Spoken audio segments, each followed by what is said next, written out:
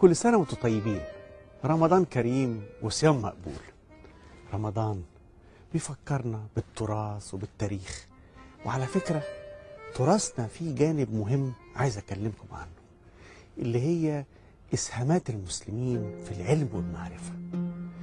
ده علماء المسلمين نظموا المعرفة اللي سبقتهم، ترجموها للعربية، زادوا عليها كتير وكتير، وبنوا أسس العلم الحديث اللي بعد كده انتقلت إلى أوروبا وتفوقت فيها أوروبا وأمريكا النهاردة.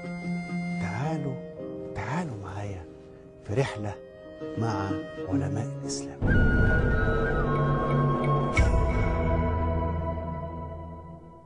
النهاردة عايز أكلمكم عن الإدريسي، أبرع علماء الجغرافيا عند العرب والمسلمين.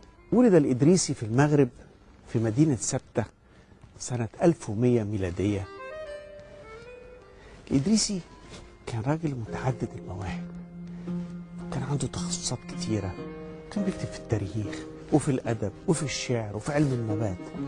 بس يمكن نقدر نقول إن من أهم مكونات في حياته كانت رحلته إلى قرطبة، لأنه هناك تعلم كتير من العلوم وأتقنها، وتعلم الفلك والفلسفة والطب والجغرافيا. الإدريسي لف في بلاد الدنيا عشان يتعلم، وزار الأندلس والبرتغال ومصر. ومن كتاباته واضح أنه كان يعرف سواحل أوروبا الغربية، خصوصا فرنسا وبريطانيا، وكذلك يعرف المشرق، القسطنطينية وسواحل آسيا الصغرى. الحقيقة بعد الطواف بتاعه انتهى الإدريسي إلى صقلية، واستقر في البلاط الحاكم بتاعها روجيه النورماني، اللي هو معروف عند العرب باسم روجر. في الوقت ده كانت باليرمو عاصمة صقلية فيها نهضة غير مسبوقة، واستعان به روجيه النورماني في صناعة كرة أرضية من الفضة.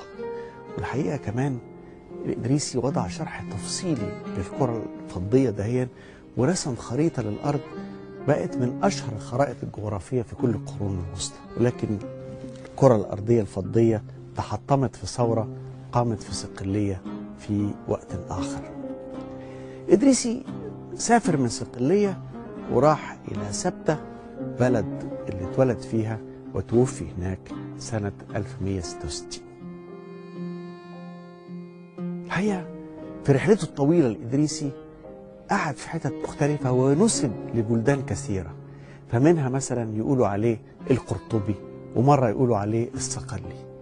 ولكن أحب أقول لكم إن يمكن أهم حاجة سابها لنا هذا العالم الفذ هو مؤلفات كثيرة زي كتاب نزهة المشتاق في اختراق الآفاق. إنما بعد ما استفاد الأوروبيين من هذا الكتاب رسموا تصوراتهم للعالم، خصوصا بلاد الشرق، من خرائط الإدريسي. وفي نفس الوقت العرب والمسلمين في الشرق أخذوا من خرائط الإدريسي وتصوروا الغرب بناء على الخرائط بتاعته.